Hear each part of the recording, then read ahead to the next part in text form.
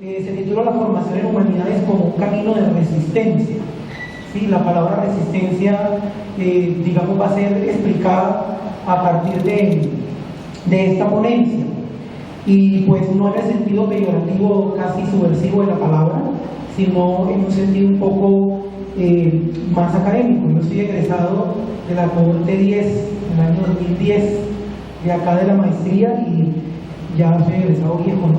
5 años hace, y pues agradezco mucho la invitación para poder compartir. Yo también era del colectivo de lenguaje y pedagogía, que tiene mucha fuerza por lo que veo hoy acá.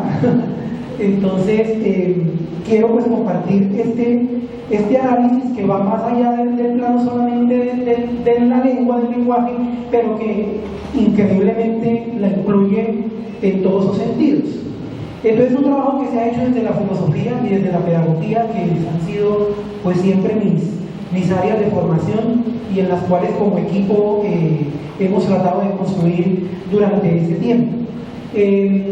La idea también de compartir precisamente en este espacio esta propuesta que está apenas en construcción y que podría ser de cierta manera irresponsable irla compartiendo así, surge a partir de algo que ha inquietado mucho a los formados y formadores en humanidades, y es un artículo que salió publicado por El Espectador hace 2 semanas, en la que para las convocatorias de becas de conciencias ninguno de los grupos de investigación en humanidades quedó clasificado para ninguna de las becas doctorales. Entonces eso prendió las alarmas, y ese artículo se publicó, creo que si este tiene la palabra resistencia peyorativa, la de ese artículo asusta más: el fin de las humanidades.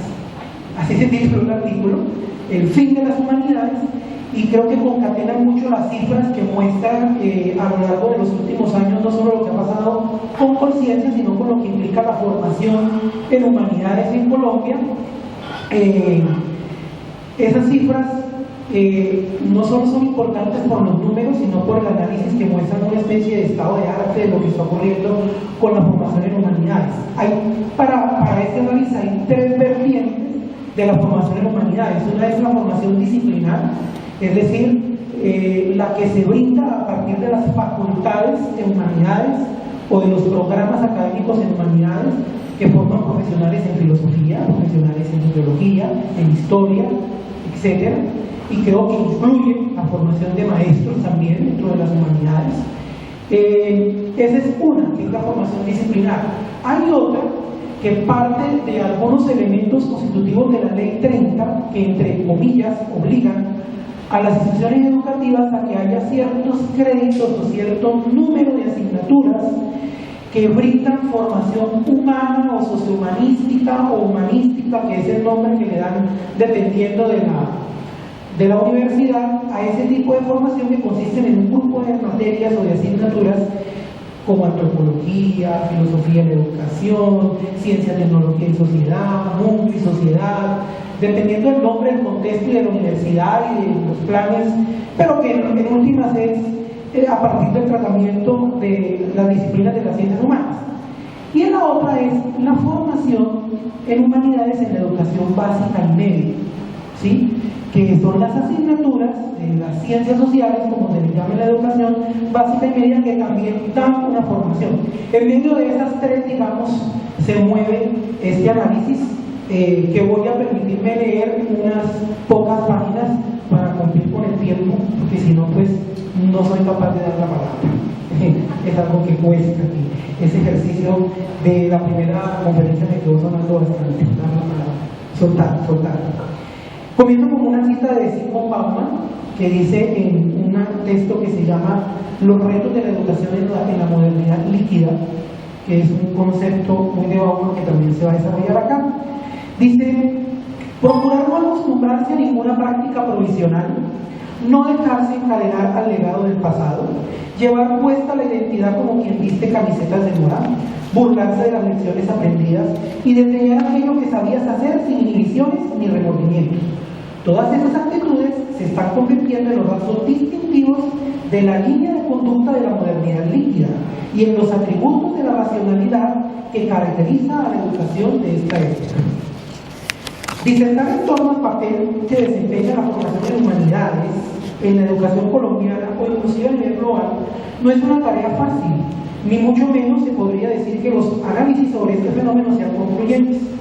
En las siguientes líneas se tratará de establecer una tesis producto de este fenómeno, de cierto estado del arte, de algunos planteamientos que surgen de la problematización sobre los vínculos o desvinculaciones en las que existen entre la modernidad, las ciencias sociales, la concepción sobre lo humano y su relación actual con la educación.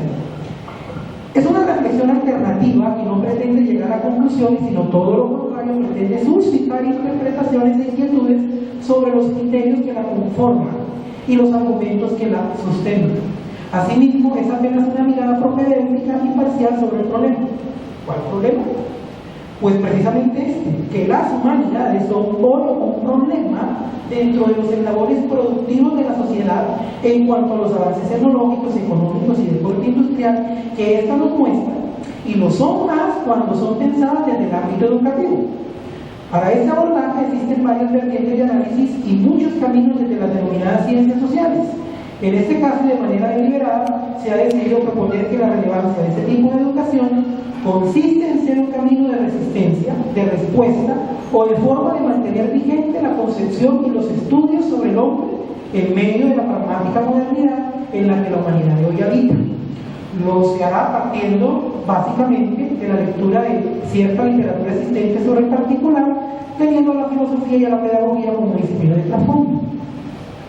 Cuando se habla de la educación o de la formación humanística, se apela a una idea que puede ser a veces un prejuicio, a veces una verdad, de que ésta busca centrarse en la persona y en las particularidades e intereses que la sociedad piensa, quiere o espera de los sujetos que la conforman. Es decir, para quienes no hacen parte de una comunidad académica o no son trabajadores de la educación, aunque también para algunos de ellos, la formación humana sería importante porque nos hace, comillas, mejores personas, comillas, mejores profesionales, o a lo sumo, si se alcanza a pensar que su fin es el de convertirnos en mejores ciudadanos. Aunque estas formas de comprensión son válidas hasta cierto punto, una mirada académica debería incitarnos a hacer una revisión más profunda de estos fines y a cuestionarnos sobre su papel educativo anclado a los diferentes modelos pedagógicos y programas académicos de las instituciones de educación básica y superior. Entonces ahí surge la pregunta, que es la pregunta problema de este grupo de investigación para este proyecto, y es: ¿por qué es importante la educación humanística en la formación profesional? El tema toma un cariz distinto y adquiere unas dimensiones de complejidad relevantes de tratar si se tienen en cuenta los siguientes elementos: un sustrato histórico que hace ver por qué hoy las humanidades, o por qué se ha perdido cierto interés en la sociedad, en las humanidades; el segundo, cómo se trabaja hoy con las humanidades; y el tercero, cómo resistir desde las humanidades. Retornándonos a los primeros estudios sobre un saber acerca de lo humano, esto implica situarnos en la aparición de la filosofía de Occidente, la cual hizo que la civilización griega, la que más influyó en nuestro desarrollo cognitivo de manera histórica, elaborara las primeras concepciones de nuestro modo de pensar y de saber. La filosofía nos enuncia como sujetos conscientes del saber o de la búsqueda del mismo. Así, cazar un animal, prender una fogata, construir una casa, fueron cosas que los humanos aprendimos unos de otros por transmisión de saberes o por creatividad. Hace poco más de 25 siglos, el hombre sujeto de su saber es consciente de la incesante búsqueda de ese conocimiento, de sus orígenes y de sus condiciones de posibilidad. Inclusive, en la Edad Media, hacia el centro girar en torno al Dios cristiano, era una mirada antropocéntrica la que configuraba esa imagen de Dios venida a sus mentes por la eclosión de las ideas relacionadas con la divinidad.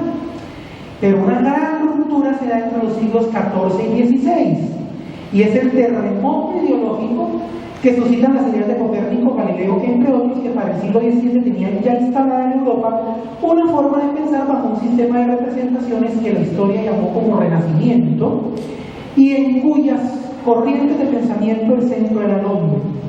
Para destacar la que cumple con nuestro propósito se encuentra el llamado humanismo, ¿sí?, en cuyo movimiento recibió lo que podría decirse fue el primer esbozo de visión del hombre como un ser integral, el cual se desprende de un Dios y no solo se relacionaba con él, con su saber, sino consigo mismo.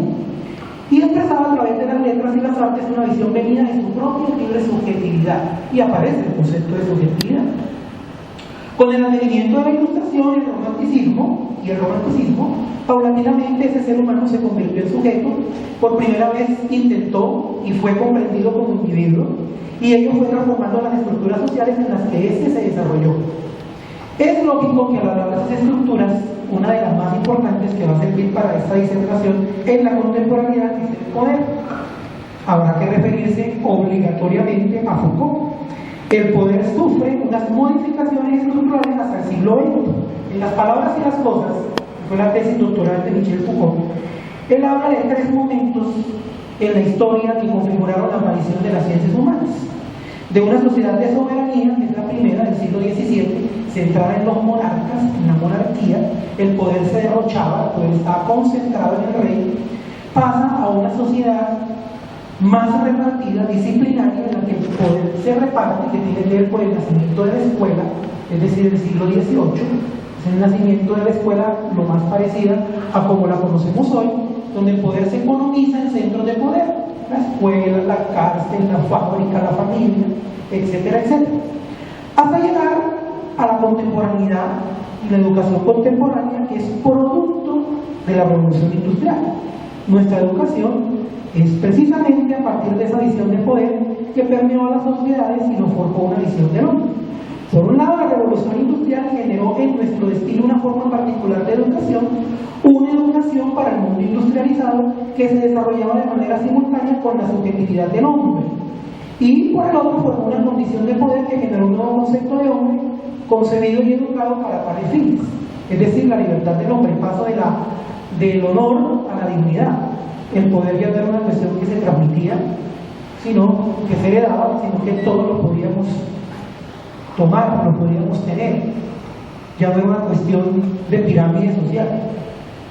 Es precisamente en el siglo XIX cuando, según Foucault, nacen las ciencias del hombre, o las llamadas en ese entonces ciencias humanas. Esta extraña figura ha podido nacer, dice Foucault, haciendo referencia a Nietzsche, solo con la muerte, o mejor dicho, con el asesinato de Dios, cuyos atributos ha tratado poco a poco el hombre de absorber.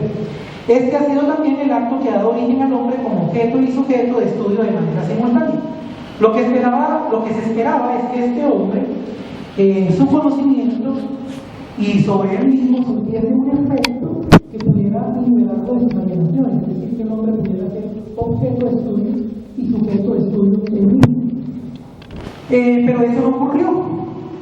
Lo que quedó fue un inconsciente de un hombre que no fue capaz de dar cuenta de su propia finitud. Y el mundo al mismo tiempo, frente al desarrollo de las ciencias y del positivismo, frente a las ciencias humanas, generó una crisis frente a esos estudios del hombre, y las ciencias humanas entraron en crisis, porque no pudieron explicar de manera objetiva, como lo explicaba la ciencia natural, su finitud, su ser, su esencia, sino que eso quedaba relegado a lo que Marta ha llamado los silencios, lo indecible, lo incompleto, la incertidumbre. Y se enfrentan dos discursos: el discurso pragmático de las ciencias llamadas, comillas, exactas, ¿sí?, frente a las ciencias del hombre. Y ahí comenzó el problema. Y comenzó el problema para la educación. Precisamente el problema de que los estudios de las ciencias humanas podemos comprobar que cuando se analizó tal posibilidad de elegir al hombre, al analizarlo lo que encontramos fue ese inconsciente que en realidad tenía poco que ver con lo que se podía esperar, es decir, que existiera una teoría científica que explicara al hombre. Y entonces, si no hay una teoría analítica y científica que explique y determine el hombre, pues eso es pura retórica. Somos una manada de retóricos. Eso somos los humanistas. Porque no ofrecemos un esquema técnico o tecnológico, una tecnología detallada de lo que somos, de nuestra esencia. Porque es complejo. Por eso no se puede decir que las ciencias humanas tengan objetos, como el objeto de la química es la materia. Bueno, algunos dirán que ninguna ciencia ya tiene objetos. Tenemos problemas, muchísimos problemas, y problemas hasta para existir como disciplina.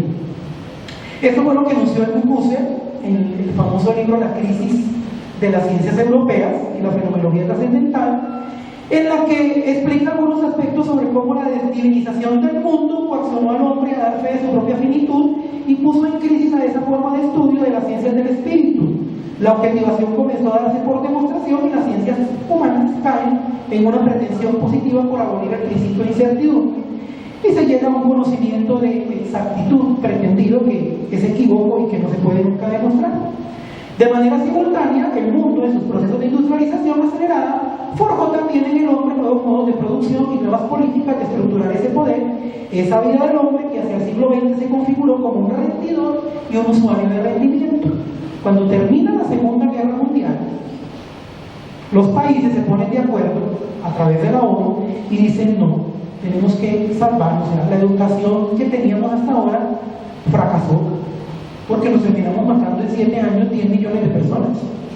Entonces hay que controlar la educación para que la educación como sistema pues pueda forjar ese hombre productivo. Y la educación se convirtió en sistema, que no estaba sistematizado. Y aparece ese discurso, y que esa era mi pregunta, la pregunta que iba a hacer y no fui capaz de hacer la profesora Marta, de cómo hacemos para hablar de dar la palabra y de lo invisible y de los silencios y de la profundidad en medio de un discurso que controla para la productividad. Ahí hay el problema. Este arquetipo de ser humano que no pudo explicar su finitud y quedó inmerso en su lenguaje, que no pudo hacer ciencia a partir de ella, coincidió con ese fenómeno que simultáneamente se cocinaba mientras el hombre como objeto de estudio también se intentaba erigir. Como ya se dijo, la revolución industrial fue ese evento histórico que comenzó a forjar un nuevo destino y proyecto de vida para la humanidad. Entonces aparecen las ideas de progreso, de eficiencia y de eficacia, en el que se avanza por el sendero de olvidar el problema del hombre y sus estudios, pues esto no aporta significativamente nada al avance de la sociedad. Si bien las ciencias humanas siguen abordando sus propios problemas y hasta hoy sus estudios no desaparecen, el interés se desplaza más hacia lo que el hombre produce a través de sus ideas y su corporeidad con fines de acrecentar ese proceso, y lo meramente humano es validado cuando con sus aportes contribuye a ese progreso, pero no como una analítica de lo humano en sí. Y ese es el gran problema que, por ejemplo, con Red Lenguaje teníamos con el Ministerio de Educación un poco en algún momento que se discutió en Bogotá, en el último encuentro nacional de la red de maestros de lenguaje. La idea entre tener una forma tecnificada de aprender a leer y escribir o una forma tecnificada de aprender a escribir, a leer, a pensar el mundo. Yo recuerdo la primera vez que a mí me capacitaron para hacer mallas curriculares y yo puse en uno de los logros pensar, y el asesor del ministerio dijo, no, ¿cómo va a poder medir pensar? Tú no puedes medir. Pongo otra cosa, que produce textos, o sea que son evidentes, pero pensar. Entonces entra el discurso, entonces no podemos enseñar a pensar. Es para pensarnos, precisamente. Entonces aquí cabe decir, dentro de esos términos de eficacia y eficiencia, el planteamiento de Paul Virilio, quien nos habla del concepto de velocidad en la educación. ¿Eso qué es? ¿Eso callar ya? Ah, caramba. Válido es entonces recoger ideas como la de Paul Virilio, quien demuestra cómo la velocidad con la que se busca ese progreso instrumentaliza el hombre en función de un presente y futuro productivo, lo cual ha permeado desde la última mitad del siglo pasado todos nuestros sistemas educativos, desde la escuela hasta la universidad, con la demanda de un ser humano para la producción, para el progreso, que colabore con la industria, que genere desarrollo, capital tanto humano como económico, etc. Y hasta aquí la intención es loable. No se trata de condenar al progreso ni a la educación. Inclusive quien se educa lo hace con la intención de progresar en el sentido de que ello implique para cada uno volverse la mejor versión de sí mismo. El problema surge cuando esa visión instrumental del conocimiento cosifica al hombre en función de meros resultados empresariales, de capital de belleza corporal, del consumo, etc., y se olvida del tramo de las reflexiones del pensar. Es decir, la aceleración de la historia, vista por Virilio, es el Dios que ha reemplazado la divinización moderna, convirtiéndose en una estructura potencial de poder que difumina lo humano y lleva a toda su subjetividad a un entorno sistemático de hombre-máquina y de una visión del progreso en la que lo válido es avanzar a cualquier precio. Esta visión sistemática por la que se ha decantado la humanidad ha concitado la creación de un sistema educativo que busca complacer las demandas empresariales. Las decisiones políticas de la educación, en todos sus niveles, se toman con base en las necesidades del mundo industrial y empresarial y no en las escuelas. el arte, la filosofía, la literatura, la psicología, la historia y demás disciplinas que encontramos en el campo de lo humanístico son vistas como elementos de complementariedad, y esa complementariedad puede ser entendida apenas como un aporte para esa misma instrumentalización, ignorando un campo importante que consiste en aportar un grupo de elementos de pensamiento, discurso y análisis a todas las profesiones. A pesar de ello, es parte del espíritu de la Ley 30 de Educación, que en su artículo 4 dice: la educación superior debe despertar un espíritu humano y reflexivo en todas las carreras, promover la autonomía y el pensamiento crítico libre. Las universidades contarán con programas de enseñanza humanística al servicio de los demás programas, lo que es un campo abierto con la ley da. Lastimosamente, las finalidades que persiguen las humanidades en el sistema educativo quedan coartadas por las interpretaciones apáticas, como la negatividad tanto de la población estudiantil como de los dispositivos sociales y los imaginarios, que la ven tan solo como dadoras de algún instrumento para el desarrollo de algún saber relacionado con su formación profesional y no como el análisis del humano en sí. Lo que en algún momento Pablo Freire comprendió y criticó como la educación bancaria, en la que solo las ganancias concretas y demostrables se obtienen son realmente parte del sistema educativo. Bauman nos dirá entonces: en la modernidad líquida, los conocimientos aparecen listos para uso instantáneo, desechables como productos que aparecen y desaparecen en las estanterías, por lo que el mismo ha entrado en una dinámica de la mercantilización. El problema que plantea Bauman es el que la educación sobre el humano no puede entrar en esa lógica, porque ese tipo de formación es inherente a la reflexión, el estado de la memoria, la paciencia para pensar, sus fenómenos y sus problemas. Un paradigma muy disímil al que plantea la modernidad, en la que el pensamiento, en palabras del autor, se presenta como líquido. Todo es emergente, todo pasa rápido, todo se debe estudiar, aprender y aplicar rápido, y pasa rápido, casi sin pensarse, sin reflexionarse, sin admirarse y sin cuidarse.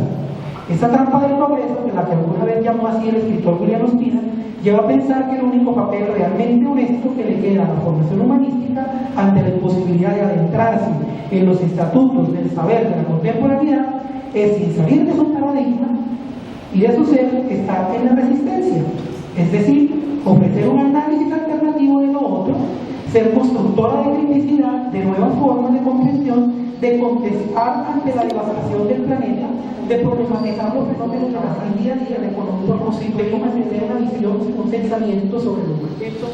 Manera de conclusión, la invitación es a seguir explorando este análisis y comprender que, más allá de buscar un mejor ser humano, la idea es que exista una analítica desde las distintas cátedras o programas de formación social y humana que hagan entender que el hombre como concepto en su comportamiento es complejo, y que ese ser mejor o peor del que hablábamos al principio, solo puede comprenderse respecto a unas comparaciones con estándares legales o perfiles o discursos de las prácticas sociales, que en una determinada época y otros textos toman como válidos. Entonces, la manera más contestataria y creativa de este estudio podría ser invitarnos a todos mismos a analizar nuestra propia complejidad y a comprender desde el universo social que nos rodea lo que nos influye, lo que nos determina de esta modernidad, para luego sí responder de forma crítica a los retos que la misma nos plantea. Hay unos estados del arte que ya están escritos sobre esto. Lo que se dice en este análisis no es nuevo, se ha planteado, pero digamos que el discurrir y el pensar brinda en cómo podemos ofrecer desde las disciplinas de las humanidades una educación alternativa a ese respecto. Muchas gracias.